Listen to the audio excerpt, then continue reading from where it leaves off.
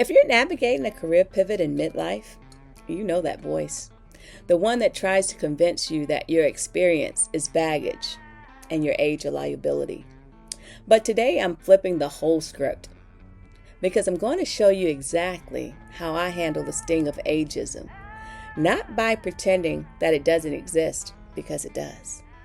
Not by fighting everybody online, because you can't, but by outshining it with wisdom, faith, and a regulated nervous system. If you've ever felt invisible in this job market, especially at 50, 55, or 58, this episode is for you.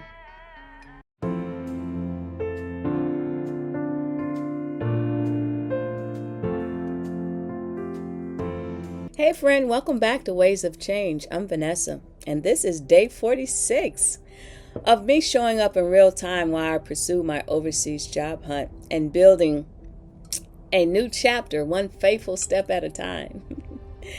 Keeping it all the way real, this job hunt is brutal, even for 25-year-olds. But when you're of a certain age like me, rejection hits different. Because rejection doesn't just feel like no. It can feel like you're done, like you've missed your window, like be grateful for what you've already had. And I'm here to tell you, no, that's not wisdom talking. That's shame talking. Today's update is simple. I didn't apply to anything. And before somebody comments, Vanessa, you have to apply every day. Listen, I'm playing a different game. I did my engagement hour. I showed up. I commented, I supported other people. I stayed visible. I stayed in community, and that counts. Because some days the work isn't just submit another application. Some days it's stay emotional steady enough to keep going tomorrow.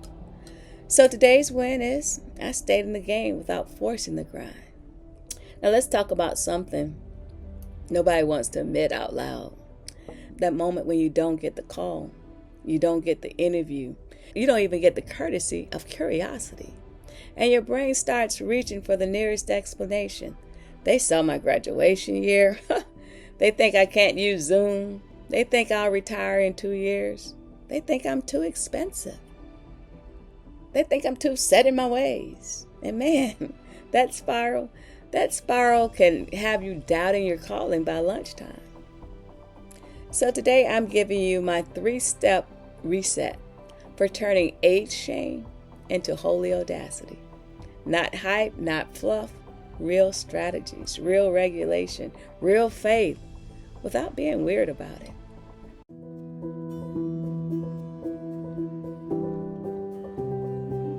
So let's define age shame versus holy audacity. Age shame is that inner shrinking. It's when you start editing your personality down to something acceptable. It's when you stop speaking up in meetings because you don't want to seem outdated. It's when you start over-explaining yourself in emails like you're asking permission just to exist. Age shame is when you make yourself small before anyone else can. Holy audacity, though, it's different. Holy audacity is when you remember God didn't bring you this far for you to apologize for the years that made you wise. Holy audacity is confidence that isn't arrogant. It's anchored. It's steady. It's the kind of boldness that comes from survival. So if you've been feeling that shrinking lately, I want you to breathe for a second and hear me. You are not late. You are not expired. You are not too old to be considered. You are experienced. You are capable. You are still VBB, valuable beyond belief. Okay?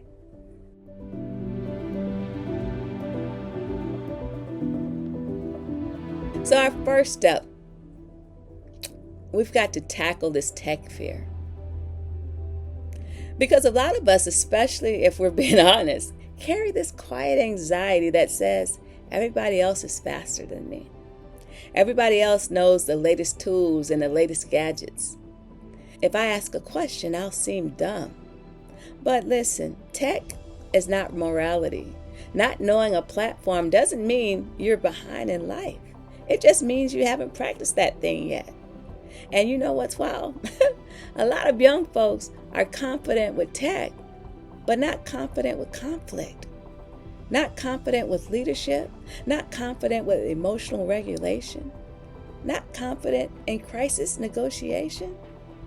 So we don't trade our strengths for insecurity. We stack skills without shaming ourselves. Here's a reframe that changed everything for me. I stopped saying I'm bad at tech. And I started saying I'm a lifelong learner, because I am. I enjoy it. That's it. That's the sentence. Because the moment you call yourself bad, your brain stops trying. But the moment you call yourself a learner, your brain stays open. It does. So here's a simple practice I want you to embrace. Pick one tool per week. One tool. Not 10, not a whole identity shift. One tool. And your goal is not mastery. Your goal is familiarity. For example, schedule a LinkedIn post. Update a resume format. Record a clean video on your phone. Use a calendar tool to track applications or to track anything. Learning how to save templates. Practicing a Zoom feature like screen share. And when you do it, I want you to narrate it to yourself like a coach. Okay, Vanessa, we're learning this. We're practicing it. We're not performing. We're allowed to be new. Because shame tries to make you think learning is embarrassing, but learning is proof you're still alive. Learning is proof you're still stretching. Now, practical interview language. If you're worried about sounding behind, here's a sentence you could use in an interview. I adapt quickly to new systems. I may not know every platform on day one, but I'm consistent, resourceful, and I learn fast. That's holy audacity in professional language. And let me say this too. Sometimes tech fear is actually visibility fear. It's not the platform. It's the possibility that if you show up, you might be judged. But here's the truth. You can't be chosen if you stay hidden. So we reframe, we practice, and we stay visible.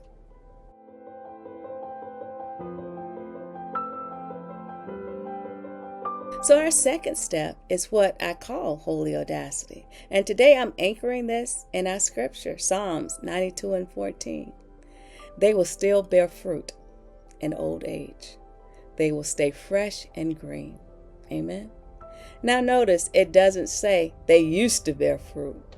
It says still producing, still growing, still contributing, still called. So if you've been feeling like your best years are behind you, I want to challenge you with that thought. Because faith doesn't deny reality. Faith refuses shame. So let me talk to the part of you that feels like your age is a disadvantage. Your years aren't dead weight, my friend. Consider them a library. You have lived through things that taught you how to read people, how to stay calm in a crisis, how to communicate with dignity, how to problem solve without losing your wits, how to lead without needing applause, how to recover after disappointment. Now, this job market might not always know how to measure that, but that doesn't make it less valuable. And here's what age shame says. You're too old. Here's what holy audacity says.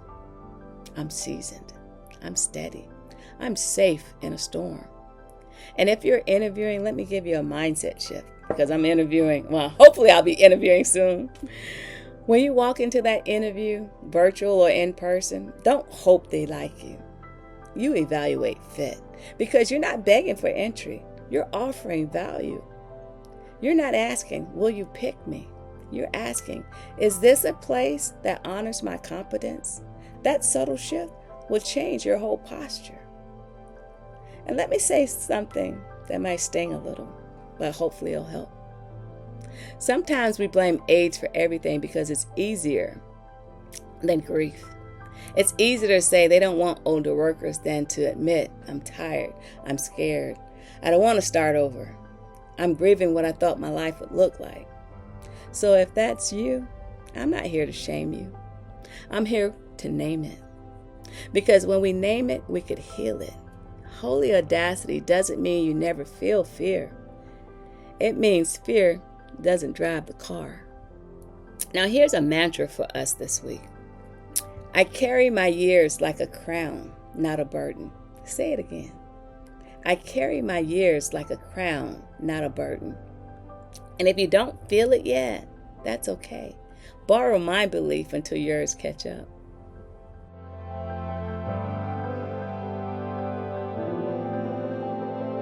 Now, step 3 is our nervous system reset. Some would say, well, Vanessa, why do we need this? And we need this because when rejection hits, your body reacts first. Your chest tightens. You have racing thoughts. Your stomach gets in knots. You clench your jaw. And your nervous system goes into freeze or fight. And you won't think clearly. You'll doom scroll. You'll rewrite your resume 15 times. You'll start applying to jobs you don't even want. You'll send messages with shaky energy. You'll start talking yourself out of your own future. So we regulate first. Then we respond. Today we're doing a different reset. It's the earlobe massage. It's simple. It's subtle. You could do it anywhere. And it's one of my favorites because it can bring your body back online without needing a whole yoga mat or a whole routine. Your ears are packed with nerve endings. Gentle touch here can cue your body to shift out of danger mode and back into safe mode. It's like telling your system, we're okay, we're here, we're grounded. So, all right, do it with me. So we're going to take our right hand and gently hold your right earlobe between your thumb and your index finger. And you're going to apply soft pressure. Nothing too aggressive. Just begin with small, slow circles. And as you do it, I want you to unclench your jaw, drop your shoulders, and let your tongue rest at the top of your mouth. That's your resting position. Now switch to the other earlobe. Same thing, small, slow circles. And if it's comfortable, do both earlobes or alternate. And we're going to inhale through our nose for a 4 count and exhale for a 6 count. Inhale for 4. Exhale for 6. And I want you to say quietly, I am safe in this moment. My pace is allowed. I can be new and still be valuable. Now check your body. Is your chest a little softer? Is your forehead less tight? Are your shoulders dropping? That's the goal, not perfection, just a shift. Now you can do this before you open your email. Before you hit apply, you can do it before you send a networking message, right after the rejection email, before an interview, because you don't want to show up dysregulated. You want to show up anchored.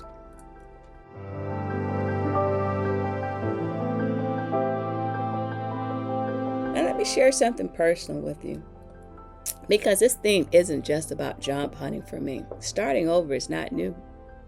Rebuilding is not new for me. Figuring it out with limited resources is not new. That's literally why I wrote my book, Move Smart, Spend Less, A Single Mom's Guide to a Budget-Friendly Relocation. Because I've lived the kind of life where you don't get unlimited margin. You get grit, you get prayer, you get creativity, you get a plan. And I wanted to put that plan into somebody's hand who might be thinking, I can't afford to start over. I don't have the energy to start over. I don't even know where to begin. Here's what moving taught me that applies to career pivots. You don't need money first. You need clarity first. When you're moving on a budget, you learn quickly what matters, what doesn't, what are we keeping, what are we releasing. That's the same with your career. You can't carry everything into the next season. Some of us are trying to bring old identities into new doors, and then we wonder why we feel heavy. Holy audacity says I can honor the past without dragging it into the future. Secondly, it taught me to plan in layers. When you're moving, you don't do everything in one day. You do the essentials first, then the support pieces, then the finishing touches. Same with job hunting at our age. Essentials first, clarity on roles, a clean resume, consistent visibility, regulated nervous system. Then support pieces, the networking rhythm, the interview stories, the skills refreshers. Then the finishing touches, polished portfolios, and all the other extras. Third, you stop apologizing for being in transition. A move is a transition, and some people act like transitions are embarrassing, but transitions are sacred. Transitions are where you learn who you are without the old labels. So if you're in that in-between, not where you were, but not quite where you're going, you're not failing, you're moving. And I wrote that book because I needed women, especially single moms, to know you could be practical and still be faithful. You could be tired and still be brave. You could be on a budget and still live a beautiful life. So yeah, I'm sharing my book in this episode because it's connected. If you're in a season of transition, career, location, life, move smart, spend less is for the part of you that needs a plan and some hope. And if you ever had to rebuild with more faith and funds, you'll feel seen in it.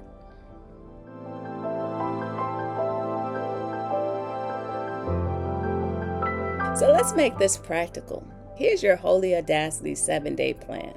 Day 1 is identity reset. And this is going to take the place of our daily journals. Right at the top of the page, I'm not too old, I'm experienced. Then list 10 skills you have because you lived. Day 2 is visibility. Comment on 10 posts in your field. Thoughtful comments, not just great posts. Show your brain. Day 3 is skill refresh. Pick one tool, one tutorial for 30 minutes. You are not behind, you're in training. Day 4, a story bank. Write 3 stories: a time you solved a problem, a time you led through chaos, a time you improved a process. These are interview gold for us.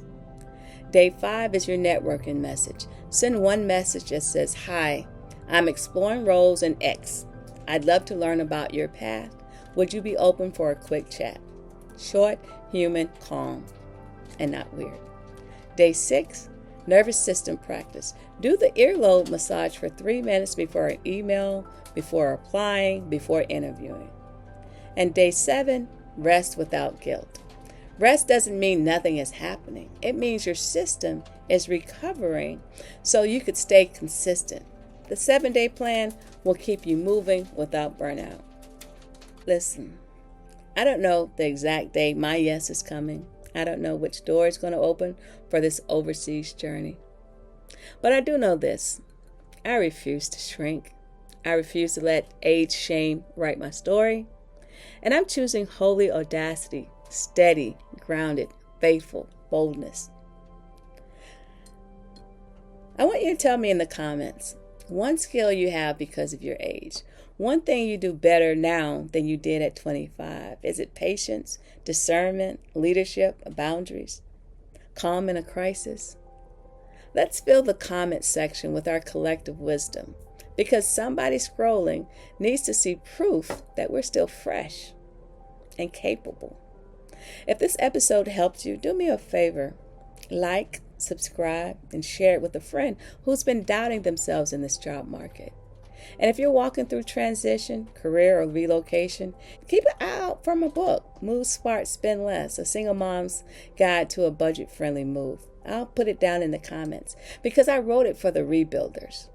Hey y'all, I'm Vanessa, and this is Ways of Change. Thank you so much for rocking with me today. I enjoyed the company. I'll see you tomorrow for day 47.